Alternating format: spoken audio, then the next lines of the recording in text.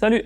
Ça fait longtemps qu'on ne s'est pas retrouvés ici. J'ai tellement de choses à te raconter et à te dire, mais aujourd'hui, je vais te parler d'un sujet un petit peu particulier. Si tu nous suis sur les réseaux, d'ailleurs, je te les mets en description, tu devrais être au courant qu'on a accueilli il y a pas longtemps un petit bébé dans notre vie et ça nous a changé sur énormément de points. Et aujourd'hui, vraiment, c'est sur ce sujet que j'aimerais partager avec toi. On a eu plein de bouleversements, plein de choses et je trouvais intéressant de donner mon ressenti sur la première semaine de vie à la maison et aussi la partie où on était à la maternité. Et pour ça, je me suis pris quelques notes pour être sûr de rien oublier. Et pour commencer, le prénom, vous l'aurez pas. Comme sur les réseaux, pour vous, ça restera bébé coquillage. Si tu veux savoir pourquoi on l'a appelé bébé coquillage, il y a une petite anecdote là-dessus, mais je vais pas te la raconter aujourd'hui. Moi, ce que je vais te raconter, c'est que depuis le 26 octobre, il est là. Il est arrivé le dimanche 26 octobre 2025 à exactement 13h19. Et ce petit être a déjà chamboulé énormément de choses. Tu pourrais te poser la question aussi de pourquoi je me retrouve dans un canapé et pourquoi je suis pas dans le van. C'est tout simple. On a pris la décision avec Linda que sur les quelques premiers mois de la vie de bébé, on allait se poser un petit peu pour déjà prendre nos marques nous, de notre côté et aussi apprendre à gérer un enfant. Mais maintenant, je vais rentrer un peu plus dans le vif du sujet. Donc tout a commencé dans la nuit du 25 au 26 octobre. Du coup, aux alentours de 3 heures, je me réveille et je sais pas, je vois pas Linda dans le lit et je vois de la lumière au loin et avec la douche en fond qui tourne. Et je me dis, là, il y a quelque chose qui est pas normal, donc je me lève, je vais voir. Et effectivement, Linda était dans la douche à avoir des débuts de contraction. Et le travail avait déjà commencé en fait depuis 22 heures à peu près. Ça y est, c'est le grand jour, le travail a commencé. Ça va arriver, ça y est, c'est bon.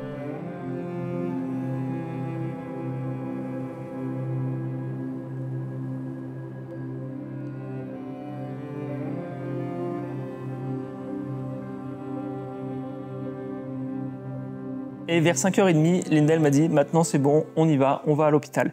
Donc là, on a pris la route et on est parti direction l'hôpital.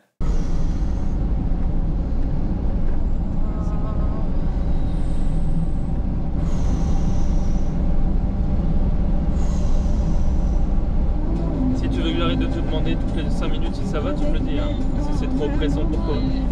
On était à 15 minutes de l'hôpital et heureusement, parce que sur le trajet, les contractions n'ont pas cessé d'augmenter. Et une fois qu'on est arrivé à l'hôpital, on a été pris en charge assez rapidement. On est rentré dans une salle de contrôle, il me semble, ou une salle de consultation plutôt, où la sage-femme présente a contrôlé le col, a fait un monitoring. Donc le monitoring, pour ceux qui ne savent pas, c'est des électrodes, enfin des capteurs qui se mettent sur des endroits spécifiques qui va permettre de capter les battements de cœur en fonction des contractions et tout ça. Donc ils ont vérifié tout ça.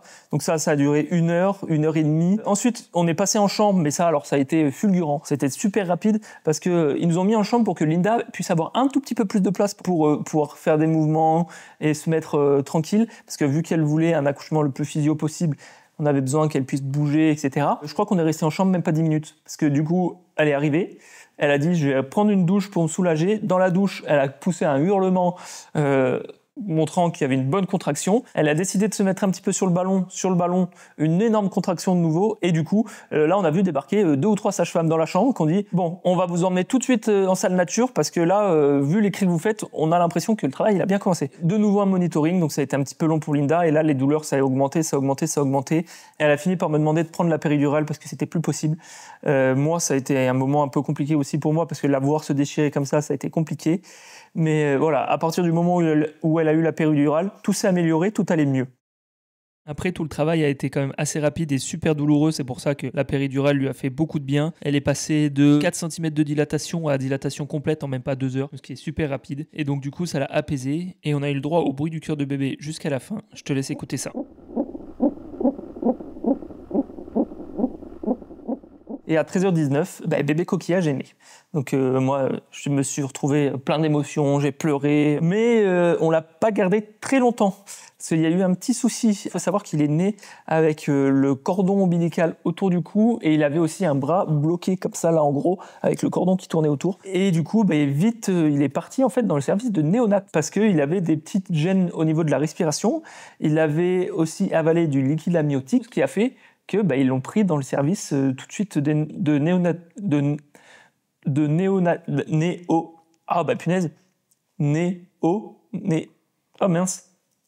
Bref, dans le service de néonat, ils l'ont branché à un respirateur et ils lui ont aussi posé une intraveineuse. Du coup, pour ça, c'est vrai que ça a été un peu compliqué, mais on a réussi quand même à à être bien accompagné avec tout le service médical. Du coup, ce qui fait que ça n'a pas été si stressant que ça pour nous et que ça s'est plutôt bien passé. Au bout de 48 heures, il était de retour en chambre avec nous. Ce qui fait qu'il n'a pas été en chambre tout de suite avec nous. Du coup, on a pu se reposer quand même.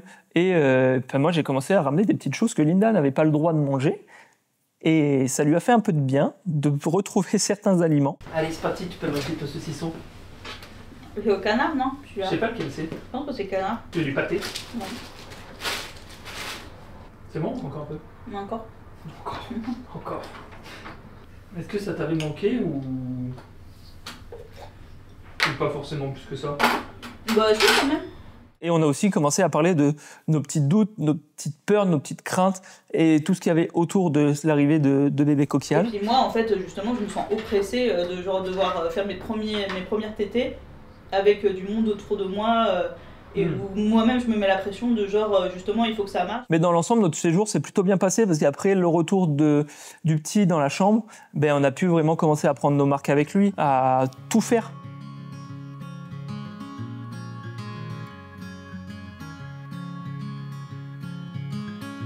Later on in the night,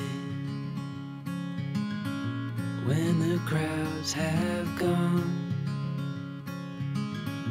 we could talk under moonlight till dawn.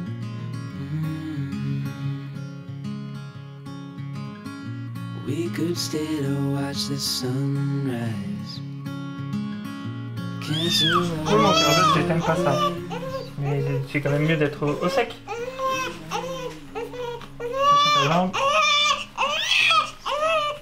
Avant, on était obligé d'aller changer d'endroit, d'aller le voir quelques temps. Alors, on avait accès comme on voulait, mais c'était pas pareil. Quand on voulait le prendre, il était raccordé avec un respirateur, donc il avait un truc au niveau du nez, il avait toujours son monitoring sur lui, donc des câbles un peu partout. Le fait de plus avoir tout ça, on a vraiment pu commencer à l'apprivoiser réellement. Et aussi, on a pu du coup lui faire un bain enveloppé. Et ça, c'était vraiment un chouette moment parce que on a été avec Linda très émus tous les deux.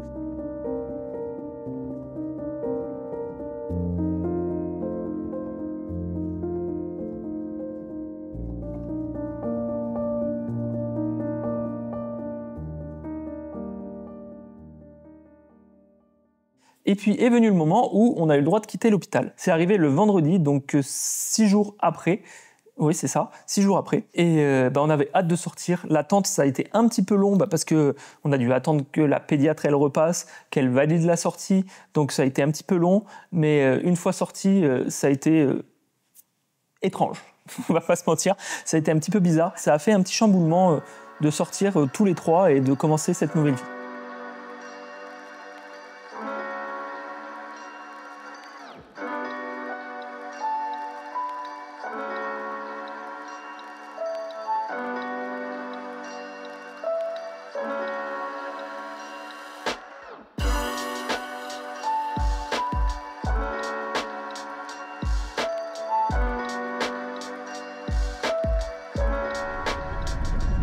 Ça te fait quoi d'être sorti, d'avoir le petit dans la voiture avec toi? Justement, on dirait qu'on a volé un bébé. On a volé un bébé. Et non, on n'a pas volé un bébé, c'est notre bébé. Et toi, ça te fait quoi de sortir de l'hôpital après presque une semaine? Ça fait du bien de prendre l'air et de retrouver la civilisation. Donc on a fini par rentrer et il a fallu faire la première rencontre de bébés coquillages et des chiens. Et quand on est arrivé, c'est vrai qu'ils n'ont pas forcément prêté non plus beaucoup d'attention aux petits.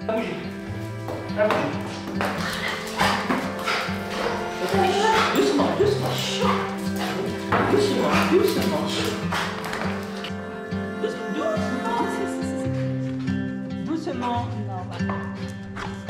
Tu t'en fiches? Vous vous en fichez? C'est votre frère? Et au fur et à mesure, Marla, elle a commencé à... Comment dire? À l'apprivoiser un petit peu, à venir le sentir.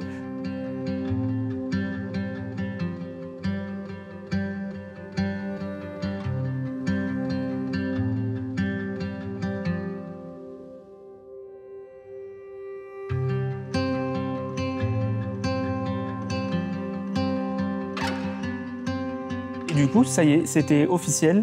On était rentré à la maison. Donc, qui veut dire rentrer à la maison? On veut dire première difficulté, première doute, premier stress, premier moment de joie, donc plein de nouveaux moments. Mais on a commencé par un moment très important pour nous, qui a été de manger un jambon qu'on trimballe depuis qu'on est parti de Bayonne. Donc pour vous dire que ça commence à faire un petit peu longtemps. Ce jambon a 9 mois. On l'a acheté juste avant d'apprendre que Linda était enceinte. Du coup, on l'a pas ouvert parce que on a attendu qu'elle accouche. Du coup, ça fait 9 mois qu'il traîne dans le frigo. On n'avait qu'une hâte, c'était de pouvoir l'ouvrir. Donc on va l'ouvrir et on va voir quel goût il a. Et on va voir s'il a le même goût que quand on l'avait goûté. Ah, déjà, ils sont bons. Il n'a pas une sale odeur. Donc déjà, c'est cool. Alors non, Marla, c'est pas pour toi. Bon, allez, verdict. On va voir, madame, ce qu'elle en pense. T'as déjà goûté? Moi, j'ai goûté un petit bout, ouais. Il est très bon.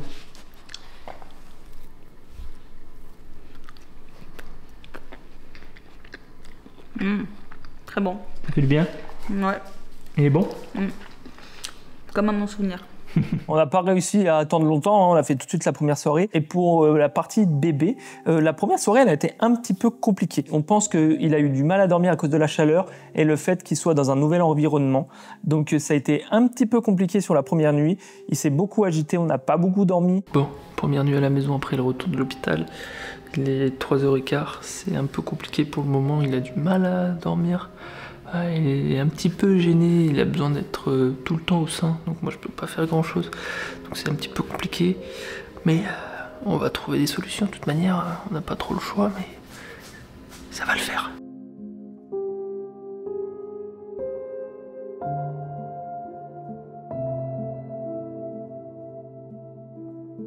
« 5h45, ça y est, je crois que cette fois c'est bon, j'ai enfin réussi à endormir bébé.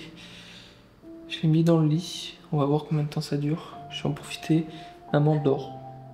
Je vais en profiter pour essayer d'aller me reposer aussi un petit peu. Ah voilà, finalement non. C'est reparti.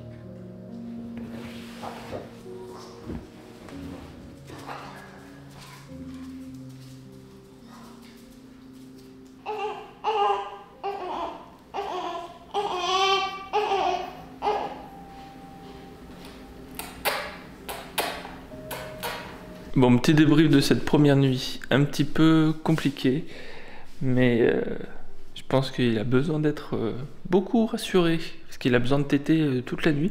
La journée, il n'y a pas de souci, mais la nuit, c'est vrai qu'il n'arrive pas à être serein. Donc j'ai réussi finalement à l'endormir à 6h30, après que Linda lui a refait faire une petite tétée, donc ça lui a fait du bien, ça l'a réapaisé. Et là il est 11h30, moi je viens de me lever, Linda a pris le relais un petit peu ce matin, et puis là il dort, la journée il n'y a pas de souci, il dort. Donc on va profiter qu'il dorme la journée pour se reposer et pour être prêt pour affronter cette nouvelle nuit de tout à l'heure. Et puis voilà. Ça a été une première nuit un petit peu éprouvante, mais après, sur le reste de la semaine, les 2-3 premières nuits suivantes, il s'est réveillé 1 ou 2 fois, donc il a fallu se lever pour le changer, etc. Mais depuis, il a réussi à trouver un rythme. Maintenant, il nous fait un réveil à 3-4 heures environ pour manger une première fois. Et après, il se réveille le matin à 6 heures pour remanger. Donc là, au niveau des nuits, ça s'est bien calé. Puis d'un coup, tu vas te mettre à parler à ton fils en pleine nuit, comme si tout était absolument normal, comme si lui pouvait te comprendre, comme si ça allait arranger quoi que ce soit. Et il y a de grandes chances que tu passes par là aussi. Mais pour moi, ces moments ont été super précieux. Ça a été nos vrais premiers moments père-fils. Je sais pas quoi faire. Ni moi.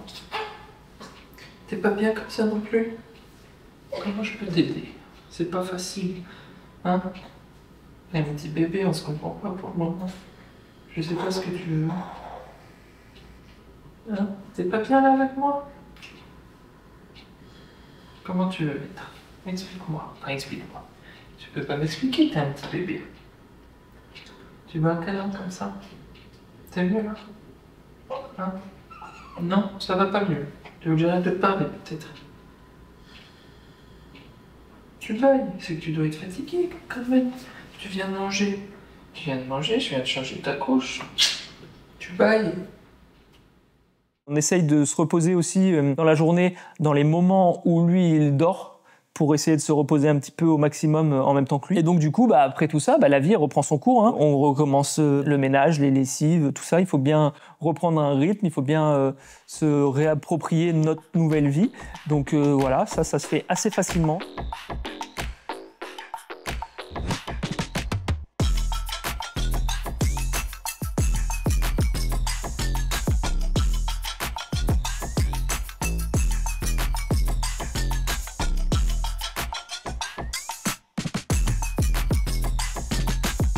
Donc ça, c'est dans la globalité de comment on a vécu le début. On a aussi commencé à faire les premières fois. Donc il y a eu la première balade en poussette à l'extérieur, qui était un moment cool. Franchement, c'était chouette.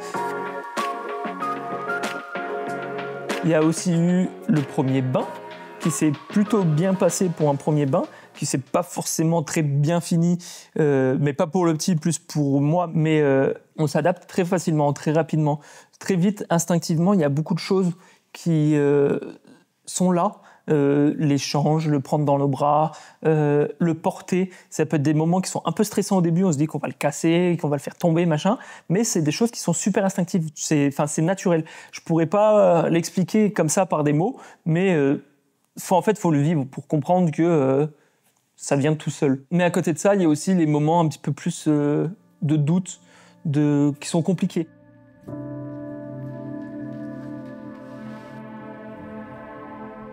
Petit coup de mou, là. Je pensais pas que j'aurais autant de mal à gérer mes propres émotions. Je me suis occupé de lui une bonne partie de l'après-midi, à le faire dormir, à faire tout ce que je pouvais pour qu'il soit bien. Et je lui ai fait prendre son bain et après il est parti en crise et je savais plus quoi faire. Je me suis senti tellement démuni sur le moment que j'étais là sur la table à langer et en train de le changer et avoir les larmes qui montaient parce que je me disais mais qu'est-ce que je peux faire, qu'est-ce qu'il faut faire, enfin voilà, un craquage. J'ai pas beaucoup dormi les derniers jours, mais ouais, waouh, c'est essayer de tout faire et de voir que ça fonctionne pas et que c'est de pire en pire. Waouh, franchement c'est chaud quoi. Puis même l'entendre, c'est les premières fois où je l'entends hurler comme ça, waouh, ça fait vraiment bizarre. Mais waouh, c'est l'apprentissage énormément sur soi-même aussi qui va être de rigueur. Mais ouais, c'est beaucoup d'émotions là. C'est waouh. On y retourne. De toute façon, maintenant il a besoin de moi, il a besoin de nous, donc c'est parti.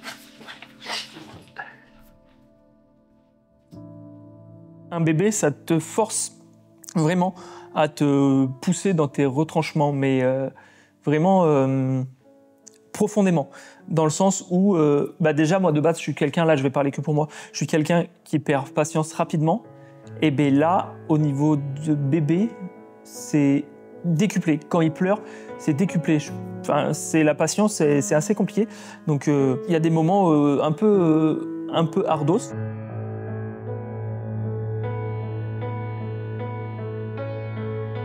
Voilà comment s'est passé globalement notre première semaine. Ça a été plein de moments merveilleux, de moments pleins d'émotions, des moments calmes, des moments un petit peu plus compliqués. Ça a été stressant, fatigant. Mais voilà, en gros, comment s'est passé nos premiers moments avec bébé coquillage et cette nouvelle vie.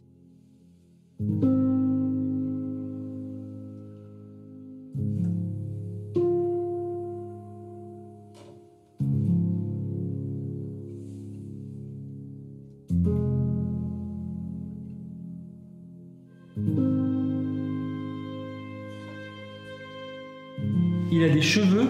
Oui, il a sur des le poils. bout de l'oreille. Tu l'as pas vu? J'avais pas fait gaffe, non. C'est un hobbit. Bah ouais, c'est ça.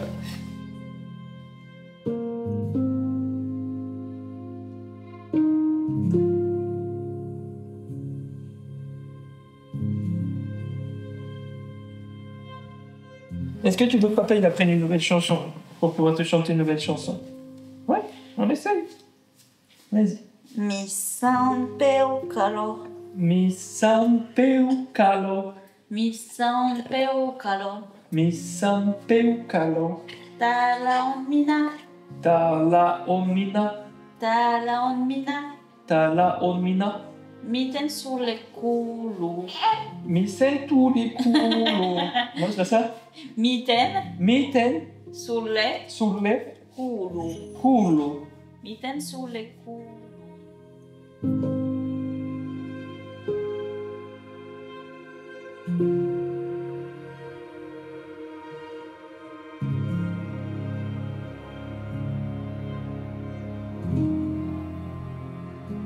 J'espère que cette vidéo t'a plu. N'hésite pas à nous laisser un petit commentaire et à t'abonner. Et moi, je vais essayer de revenir un petit peu plus souvent qu'avant sur YouTube pour vous faire des vidéos. J'ai envie de me relancer un peu plus là-dedans. Donc, je te dis à la prochaine pour une nouvelle vidéo.